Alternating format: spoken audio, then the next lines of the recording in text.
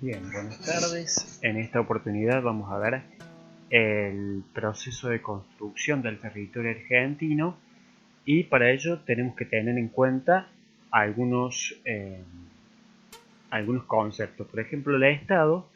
eh, ¿Cuáles son los elementos que conforman un Estado?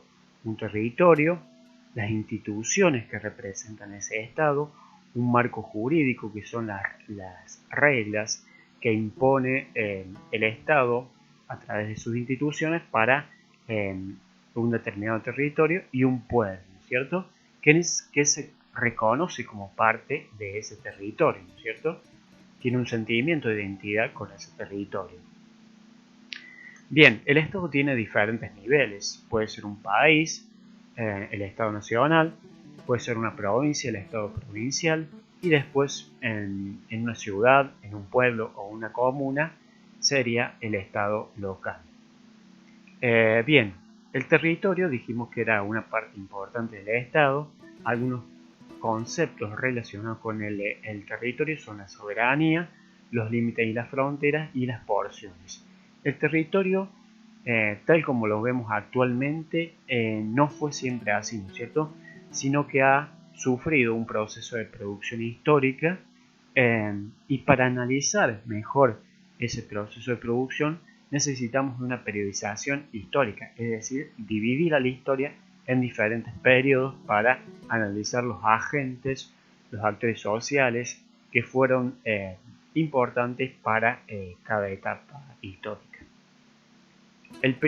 La primera etapa que vamos a analizar es el dominio de los pueblos originarios.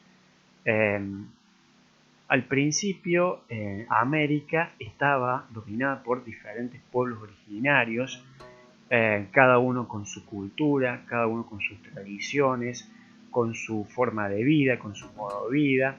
Acá hay un mapa de América con los principales pueblos originarios, ¿no es cierto?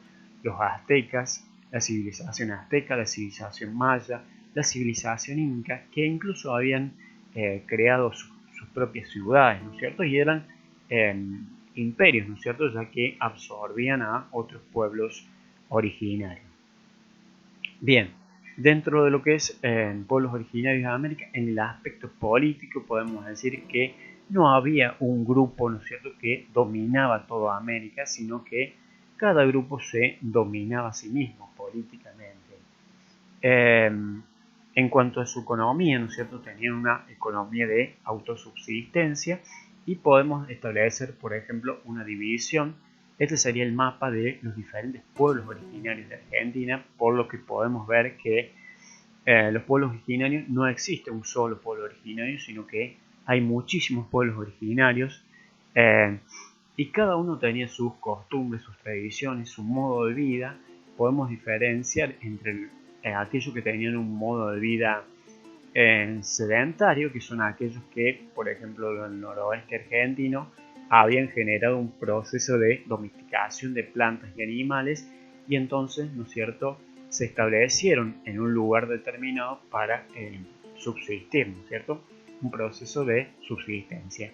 Y otros que eran nómades, ¿no es cierto?, por ejemplo, los grupos del sur eran nómades. Los grupos del sur, como los tehuelches, eran los ranqueles, eran grupos nómades, ¿no es cierto? No tenían un lugar fijo y se dedicaban a la recolección de frutos, a la recolección de diferentes y a la caza.